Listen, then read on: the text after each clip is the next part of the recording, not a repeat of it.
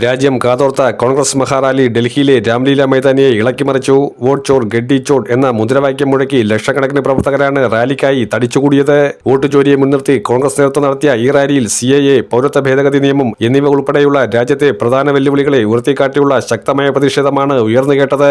ഭരണം നിലനിർത്താൻ രാജ്യത്തിന്റെ ഏറ്റവും വലിയ ജനാധിപത്യ പ്രക്രിയയെ തകർക്കാൻ തെരഞ്ഞെടുപ്പ് കമ്മീഷനെ ഉപയോഗിച്ചുകൊണ്ട് നടത്തിയ കുതന്ത്രങ്ങൾ മോദിയെ തന്നെ ഇപ്പോൾ തിരിഞ്ഞുകുത്തുന്ന അവസ്ഥയിലാണ് എത്തിക്കഴിഞ്ഞിരിക്കുന്നത്. BJPക്ക് ഇഴുത്തിയായി രാഹുൽ ഗാന്ധി നടത്തിയ 3 വാർത്താ സമ്മേളനങ്ങളിൽ നിരത്തിയ തെളിവുകൾ റാലിയിൽ വീണ്ടും പ്രദർശിപ്പിച്ചു. വോട്ട് ചോരിയുമായി ബന്ധപ്പെട്ട് 5 കോടിയിലധികം പേർ ഒപ്പിട്ട നിവേദനത്തിന്റെ പകർപ്പുകൾ റാലിയുടെ ഭാഗമായി പ്രസിഡന്റിന് സമർപ്പിക്കാനായി ശേഖരിച്ചു. വോട്ട് ചോർച്ച ആരോപിക്കപ്പെട്ട ബീഹാർ, ഹരിയാന, മഹാരാഷ്ട്ര, വാരണാസി ഉൾപ്പെടെയുള്ള സംസ്ഥാനങ്ങളിൽ നിന്നുള്ള പ്രതിനിധികൾ റാലിയിൽ പങ്കെടുത്തു.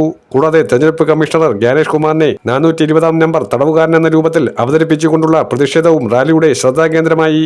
രാഹുൽ ഗാന്ധി യുവതയുടെ മുന്നിൽ വെച്ച് നയിച്ച ഈ പ്രക്ഷോഭം രാജ്യത്തെയാകെ ഇളക്കിമറിച്ചു എന്നതിൽ യാതൊരു സംശയവുമില്ല.